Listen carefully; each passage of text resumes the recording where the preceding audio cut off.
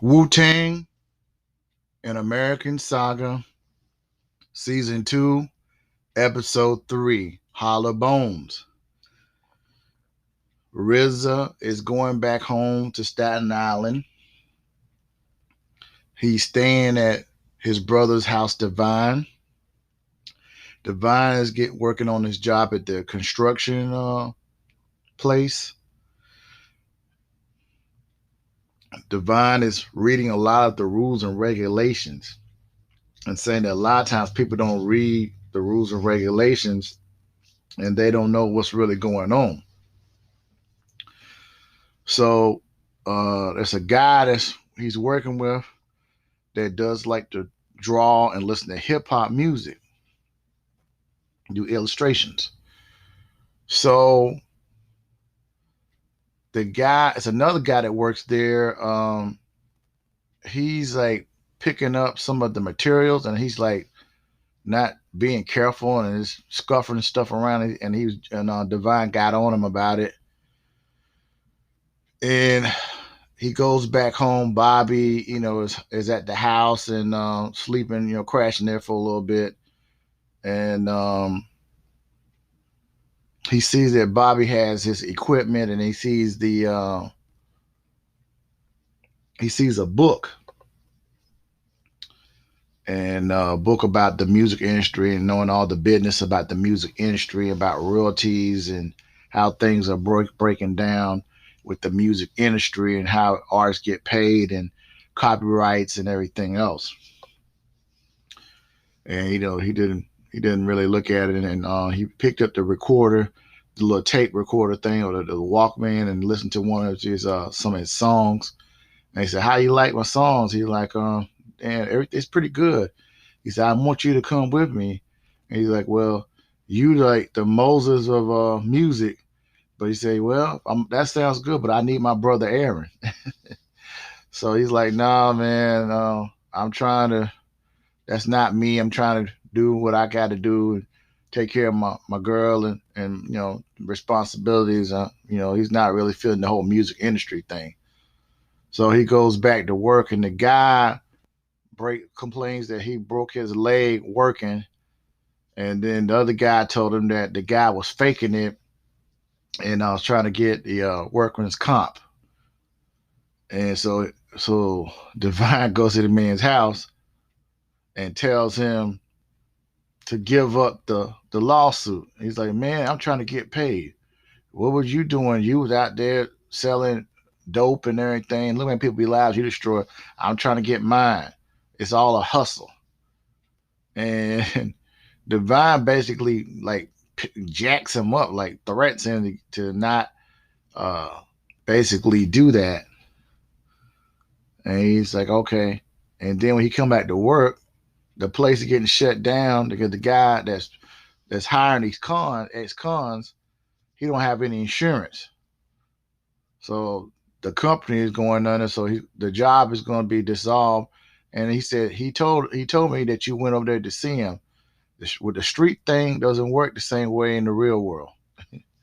So so Divine is going back home, and because Bobby said that he found himself a place and he's moving out, so him and his girl Mina and them can have space for themselves. He don't want to intrude on their space. And Bobby left the music industry book, and Divine starts picking up and reading and start learning about the business of the music industry, about royalties and how salaries are cut and points on albums. He's looking at everything in the book. And Divine's very intelligent. All these guys in this in the Wu Tang were very highly intelligent people. They were not you know how people were. Some people might say, but they were highly intelligent and very intelligent men. But given the right opportunity, they could do what they could do, and that's what they did. So he's reading the book and he's sitting back reading stuff. And Bobby got the place. He got him a place, and he saw his cousin. And prior to that, he saw Power got on the bus and he was leaving, and Power was getting off the bus, and he saw Power.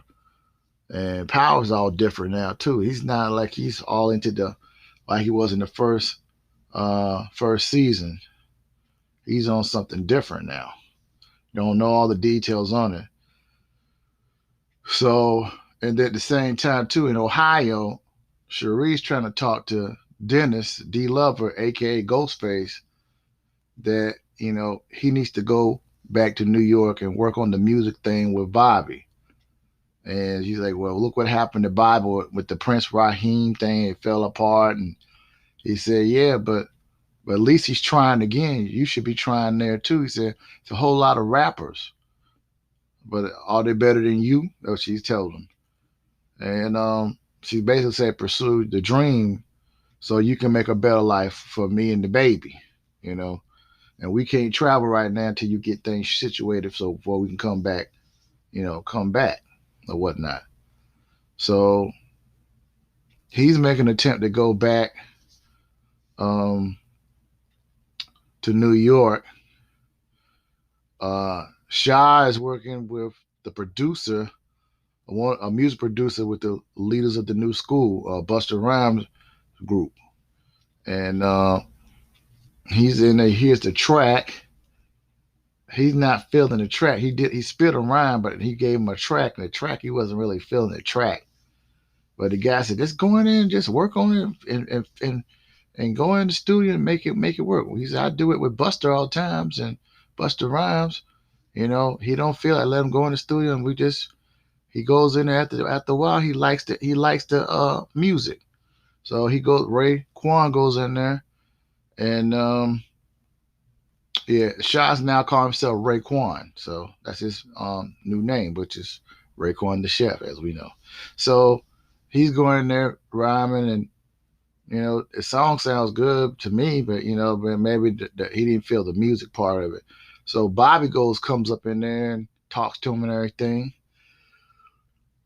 and he said he got some music for him, so he got a tape with his name, and he said my name's not Sha no much, Raekwon, so he puts the name Ray on there and gives him this disc, the same thing where he gave it to Dennis D. Lover, aka Ghostface.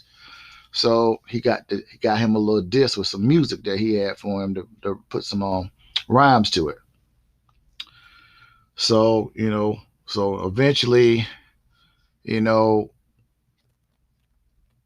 goes because he sees this sign they got on it, Kill or Hill Stapleton.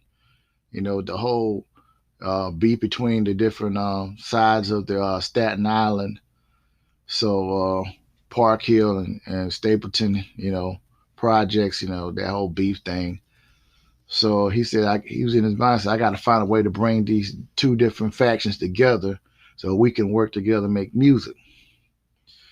So, he got the apartment.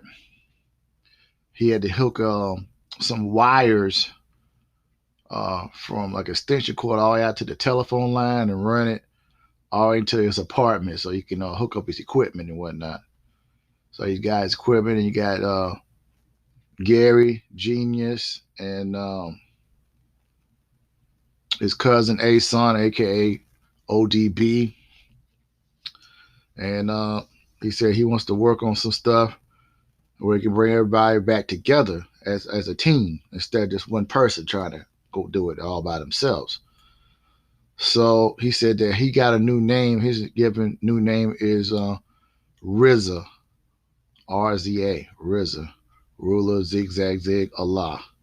So that's his new name, RZA, and that's what his name is. We know him as the great producer RZA. So yeah, they getting hooked up to start on some music and stuff, man. So that's good. So very interesting episode for the third episode. And this is amazing. You had 3 episodes came out today on Wu Wednesday. 3 episodes. Episodes 1, 2, and this is 3. This is the last one. I guess it won't be another episode until next Wednesday. Well, that's it for this one, y'all. Everybody take care and happy Wu Wednesday. Thank you.